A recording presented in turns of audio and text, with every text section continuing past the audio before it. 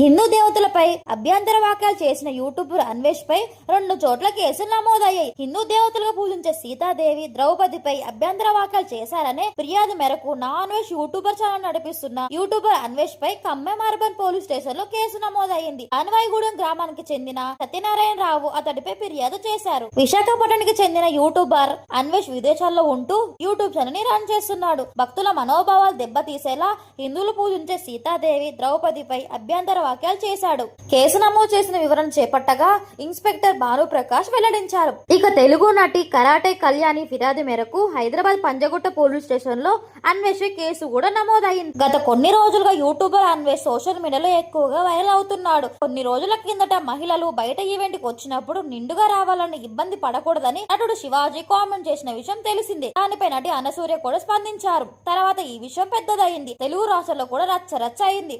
కొందరు శివాజీకి మద్దతుగా ఉంటారు, కొందరు అనసూయ చేసిన వాక్యాలకు సపోర్ట్ చేస్తూ ఉన్నారు.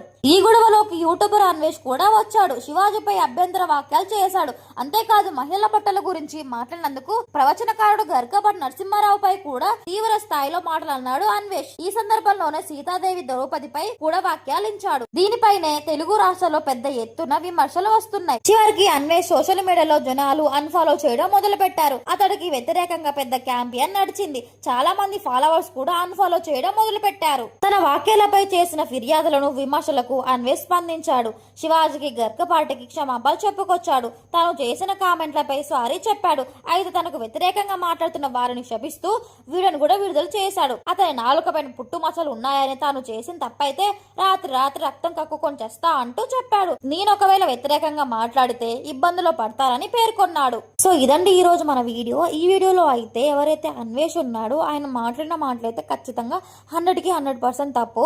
మీరేమనుకుంటారో నాకైతే కామెంట్ చేయండి. ఇలాంటి ట్రెండింగ్ వీడియోస్ కోసం నా ఛానల్ అయితే సబ్స్క్రైబ్ చేసుకోండి. Thank you for watching.